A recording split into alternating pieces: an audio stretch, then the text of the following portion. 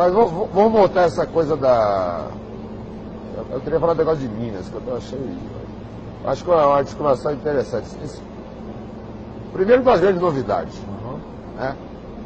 Se a gente pegar a história recente da mais breve ainda democracia brasileira, pessoas que pensam de forma semelhante se afastaram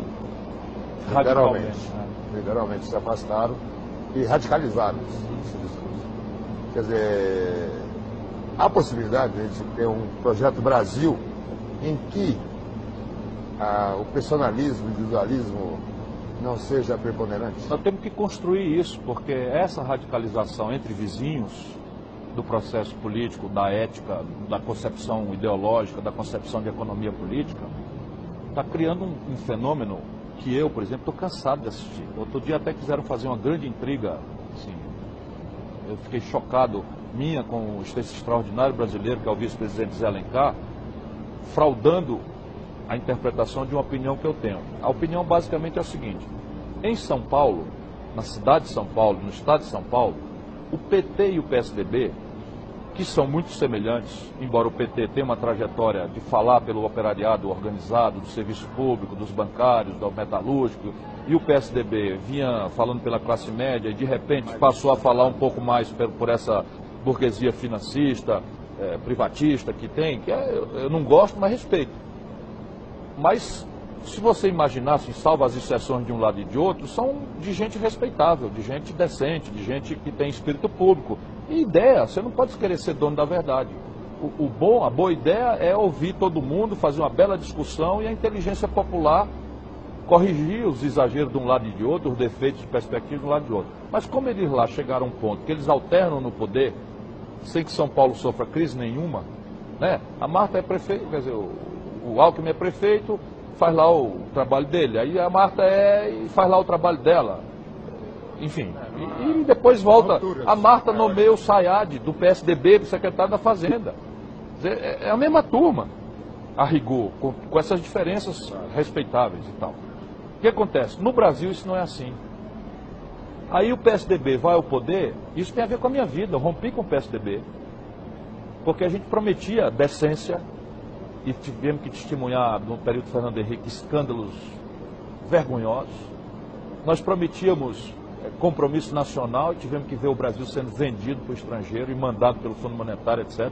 Nós prometíamos solidariedade social e vimos o desemprego explodir, o salário mínimo ser aviltado, as epidemias medievais voltarem a graçar nas grandes cidades brasileiras, a violência tomar o espaço da tranquilidade da família brasileira. Eu rompi.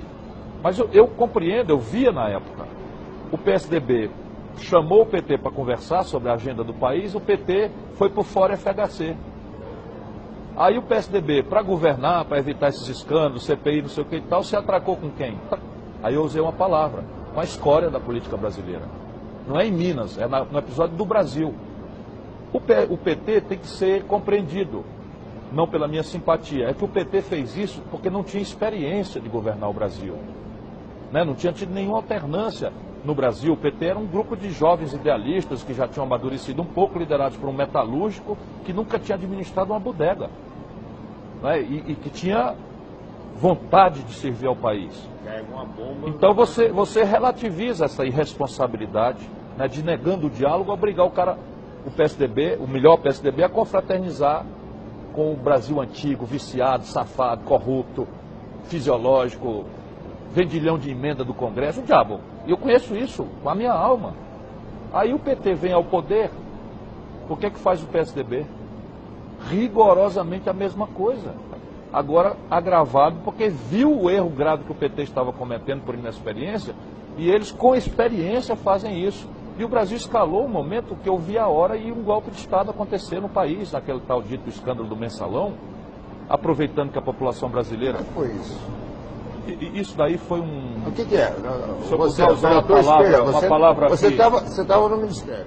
Isso foi chocante, foi chocante. Mas o que é? Na prática, o que é isso? Quer dizer, eu sinto que é uma prática... Trambique de financiamento de campanha. Trambique de financiamento de campanha. Caixa 2. Caixa 2 de campanha.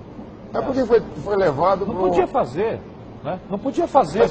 Mas por que foi levado com a interpretação de pela escalada golpista. pela escalada golpista, porque uma coisa é um ilícito grave, Sim, intolerável, é ilegal. Ilegal, sob o ponto de vista do financiamento de campanha. Outra coisa é o presidente da República estar subornando congressistas, porque aquele problema é julgado individualmente na Justiça Eleitoral. Este outro é julgado politicamente e a consequência é o impeachment. E era isto que se armou no Brasil. Imagina se o povão desconfia que a elite brasileira, os poderosos do Brasil, resolveram melar o jogo e tirar o Lula à força do palácio, usando a manipulação. Esse país ficaria ingovernável por anos. Era a escalada golpista. Vamos lembrar o povo brasileiro. Essa gente elegeu o Severino Cavalcante presidente da Câmara. O Severino foi recebido e aplaudido de pé na Fiesp.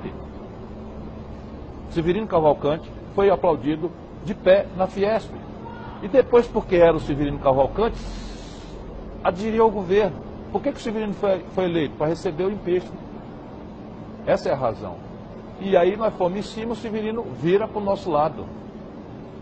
E quando o Severino vira para o nosso lado, eles se lembram que o Severino era o que era. E caçaram o Severino. Porque tomou 10 mil reais, de um dos 14 restaurantes que funcionam no Congresso. Veja como é que são as coisas. Veja como é que são as coisas no Brasil. Então, isto tem que acabar. Aí o PT agora está agarrado aí. Eu não gosto disso, não.